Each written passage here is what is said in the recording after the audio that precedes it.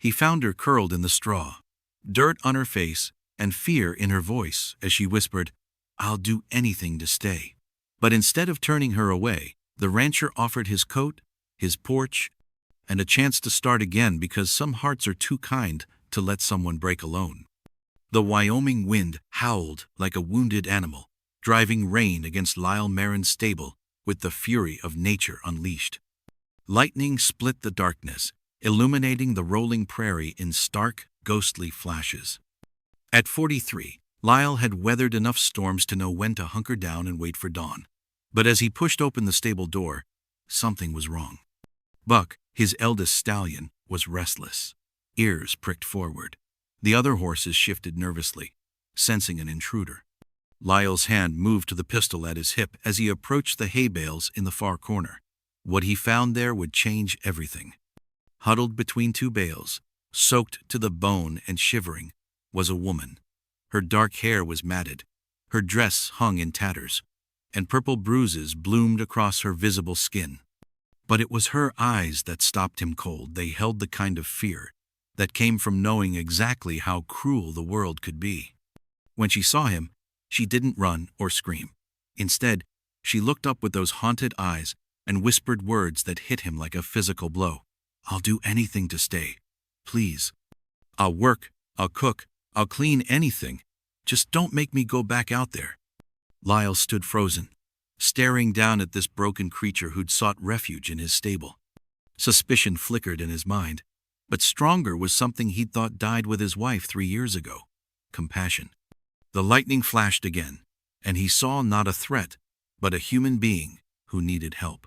Despite every instinct that told him to be careful, Lyle Marin made a decision that would alter both their lives.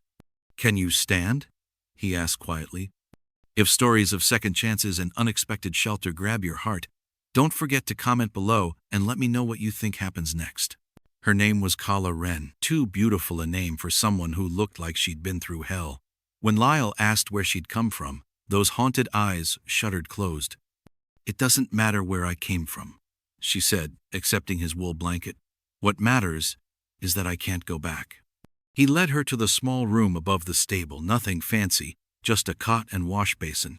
To Kala, it might as well have been a palace. "You can stay tonight," he told her, setting down food. "We'll figure out the rest come morning." At dawn, Lyle found her already mucking stalls with methodical efficiency. She worked without complaint, as if hard labor was as natural as breathing. By the time he rode into Cedar Ridge for supplies, whispers had started. A stranger, especially a female stranger, was bound to attract attention in a town where news traveled faster than wildfire. "Heard you got yourself some company," said Tom Bradley at the general store, eyes gleaming with curiosity. Lyle bought his supplies without comment, but couldn't miss how conversation stopped when he entered the saloon. Small towns had long memories and longer tongues. Soon someone would connect Kala's arrival with stories circulating about a woman who'd disappeared from Madame Josephine's establishment 2 towns over. When he returned, Kala was exactly where he'd left her, working with the horses. Though every unexpected sound made her flinch, every shadow caused her to look over her shoulder with paranoid intensity. "Whatever you're running from," Lyle said carefully, "I need you to know it's not my business, unless you make it my business. But if trouble comes looking, I'd rather know what I'm facing." Kala studied his weathered face, searching for honesty or the absence of judgment.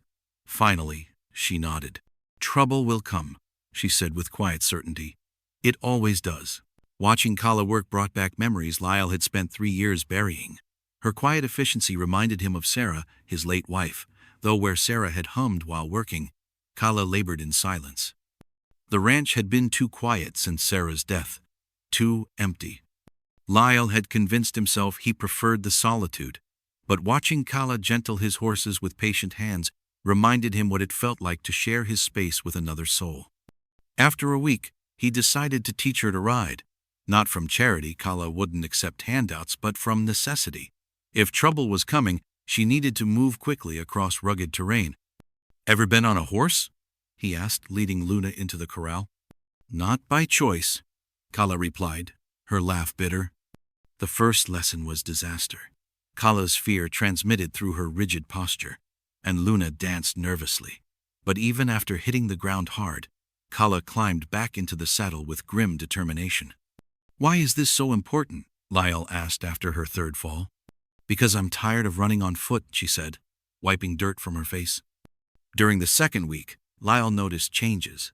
Small things. Kala's shoulders gradually straightened. Her voice grew stronger when she spoke to the animals.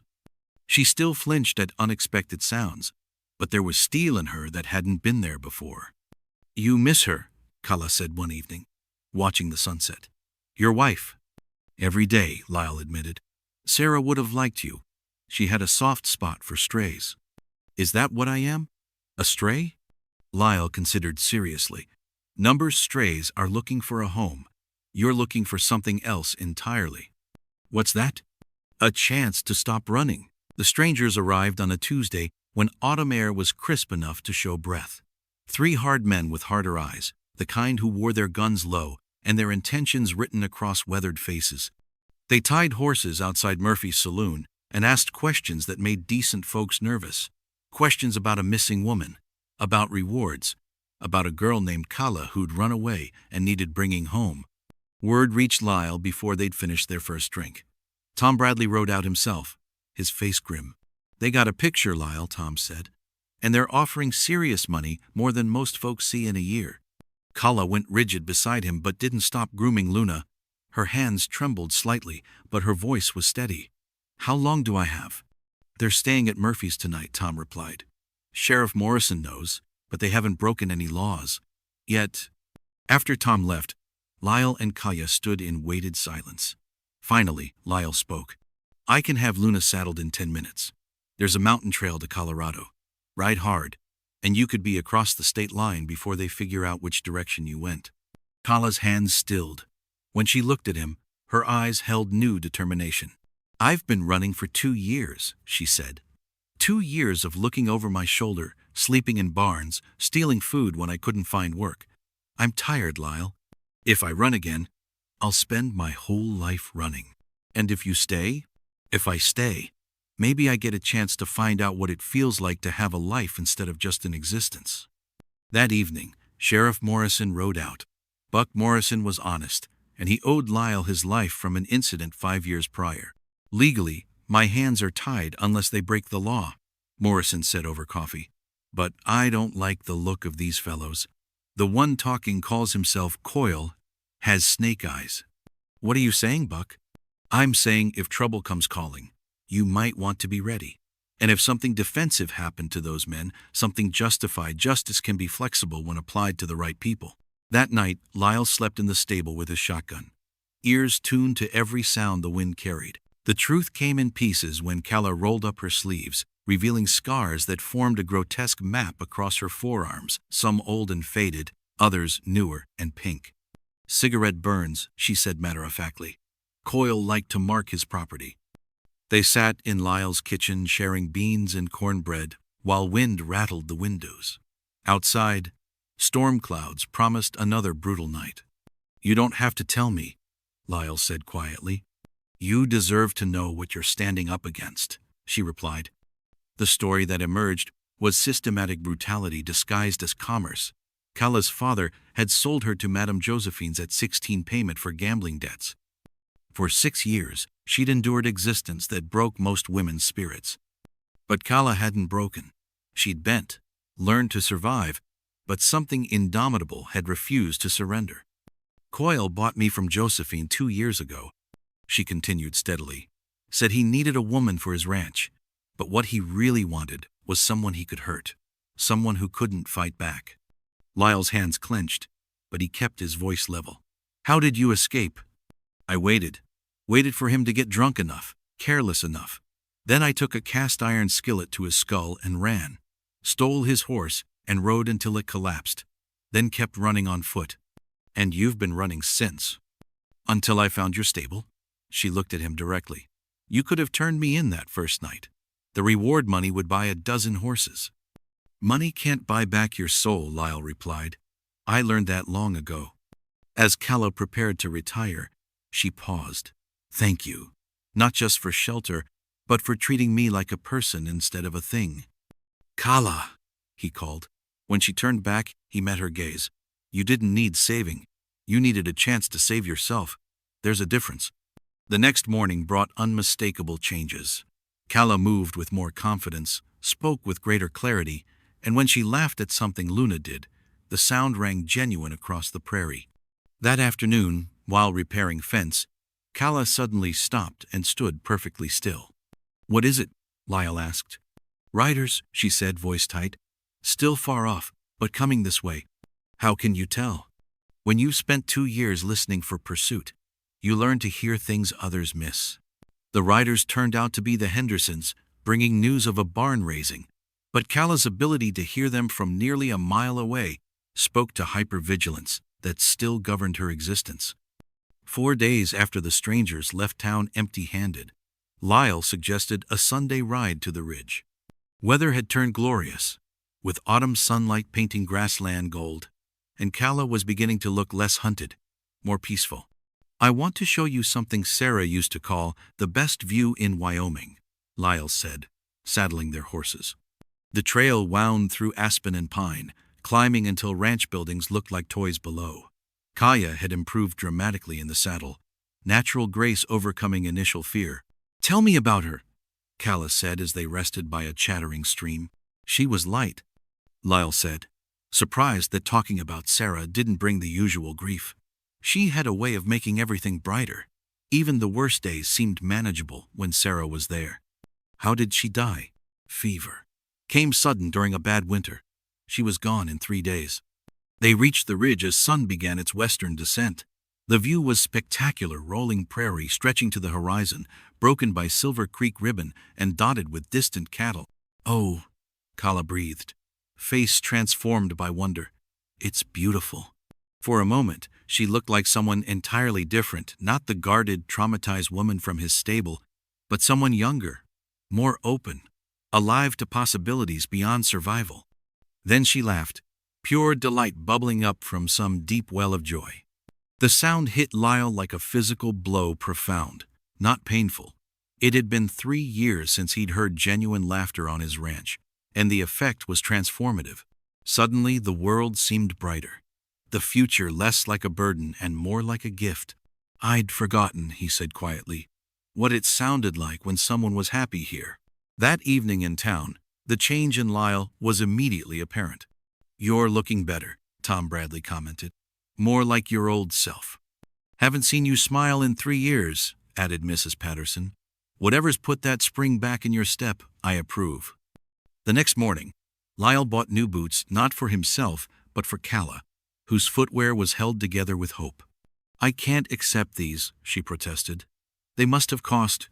A woman can't do ranch work in shoes that fall apart every time it rains, he interrupted. Besides, they're equipment, not charity. But they both knew better. The boots were a statement that her presence wasn't temporary, but approaching permanent. When Kala smiled trying them on, Lyle felt something he'd thought buried forever, beginning to stir back to life. The scar ran from Coyle's left temple to his mouth, a pale, jagged line that spoke of violence survived long enough ago to have fully healed. When he smiled, which he did often without warmth, the scar pulled his features into a grotesque parody that made decent folks want to cross themselves. He rode into Cedar Ridge on Thursday with 2 companions carved from the same block of mean. They took rooms at Murphy's and made no effort to hide their purpose. Within an hour, everyone knew they'd come for Kala. Heard you got my property, Coyle said, cornering Lyle at the general store. His voice was soft, conversational, but reptilian. Been missing her something fierce. Cost me considerable time and money tracking her down. Lyle set down his grain bag and faced the man fully. Coyle was younger than expected, maybe 35, with wiry strength that came from a lifetime of violence. Don't know what you're talking about, Lyle replied evenly. Coyle's smile widened, pulling the old scar taut. That's disappointing. I was hoping we could conduct this like civilized men.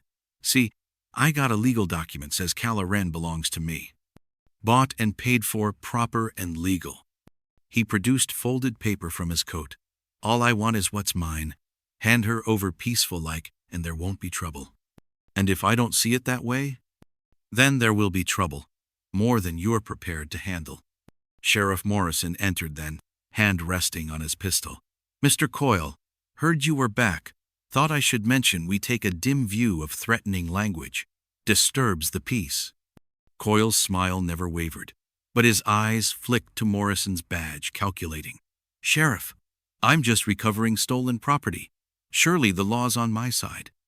Law's complicated, full of provisions most folks don't understand.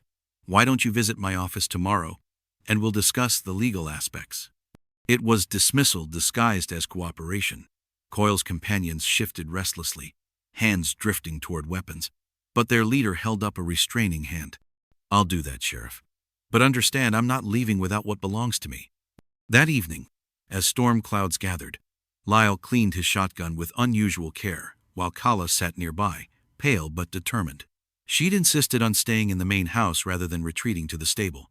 You could still leave, he said, checking the gun's action. Take Luna and ride hard for the mountains. Number, Kala's voice was firm. I told you I'm tired of running. Besides, I like who I'm becoming here. I won't let him take that away. He's dangerous, Kala. So am I, she replied quietly. I just forgot for a while. As if summoned, hoofbeats echoed across the darkening prairie. 3 riders, coming at steady pace that suggested confidence rather than haste.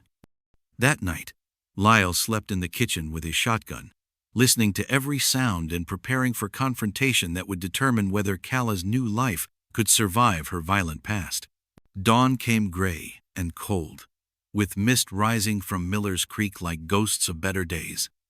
Lyle had been awake for hours, watching the horizon for signs of movement, when Kala joined him on the porch with 2 cups of steaming coffee and a determination that matched his own.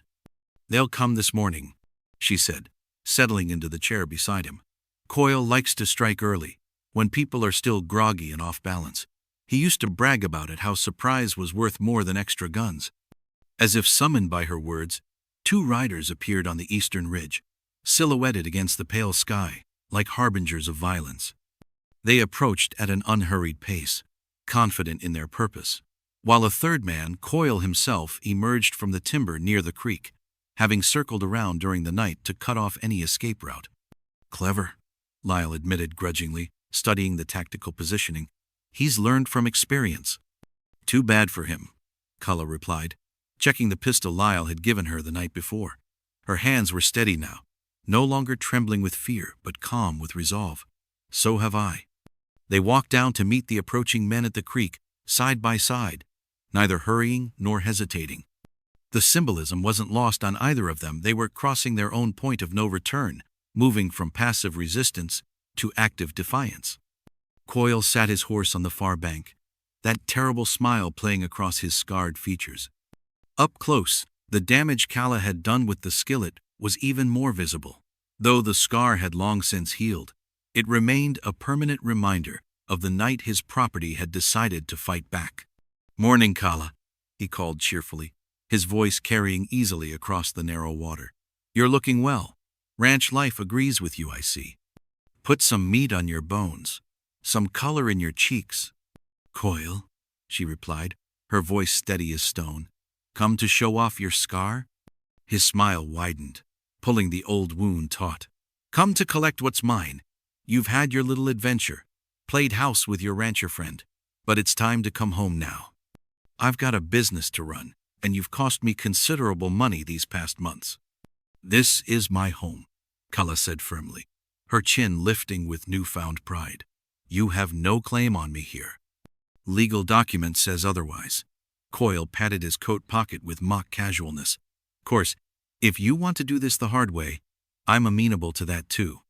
Been looking forward to renewing our acquaintance properly.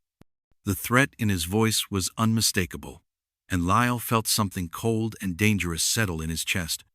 This wasn't just about retrieving stolen property, this was personal vengeance, and Coyle intended to make Kala pay for her defiance in ways that went far beyond simple punishment. Lyle stepped forward, his shotgun cradled in his arms but ready for immediate use. The ladies made her position clear. Time for you to move along. Or what? Sneered one of Coyle's companions. a thick-set man with dead eyes and hands that hovered near his pistols like hungry spiders. Or, "We'll make you move along," Lyle replied simply, his voice carrying the calm authority of a man who'd faced down armed enemies before and lived to tell about it. The standoff stretched taut as a wire fence, 4 men and 1 woman facing each other across the narrow creek, while the morning mist swirled around them like smoke from an unseen fire. Somewhere in the distance, a meadowlark called, its song hauntingly beautiful in the tense silence. Then Coyle made his move, spurring his horse into the shallow water with a wild yell that was meant to intimidate and scatter his opponents. Instead, it triggered a response he hadn't anticipated, one that spoke to months of preparation and planning. Kala's pistol cleared leather with surprising speed, her first shot taking Coyle's horse in the chest and sending both rider and mount crashing into the creek in a spray of water and blood. Lyle's shotgun boomed a heartbeat later, the blast catching one of the remaining riders and spinning him from his saddle like a broken doll. The gunfight that followed was brief but decisive. The remaining companion tried to flank them, spurring his horse downstream in a desperate attempt to find better cover. But Lyle had anticipated the move and put him down with a rifle shot that echoed across the prairie like thunder announcing Judgment Day. Coyle himself, soaked and furious, struggled to his feet in the creek with a pistol in his hand and murder blazing in his eye. Water streamed from his clothes, and his carefully maintained facade of civilized menace had been replaced by the raw brutality that had always lurked beneath the surface. But when he raised his weapon, seeking to end this confrontation with blood and pain, he found himself looking down the twin barrels of Lyle's shotgun and into eyes that held no fear, no hesitation, only the deadly calm of a man prepared to do whatever was necessary to protect what he loved. "Don't," Lyle said quietly, and something in his voice must have penetrated even Coyle's rage-addled mind, because the wounded man froze with his finger on the trigger. The moment stretched between them, predator and protector, past and future, violence and restraint until the sound of approaching hoofbeats announced the arrival of Sheriff Morrison and a hastily assembled posse. Drawn by the unmistakable sound of gunfire echoing across the morning stillness. "Well, well," Morrison said with grim satisfaction, surveying the scene of scattered bodies and surrendering outlaws.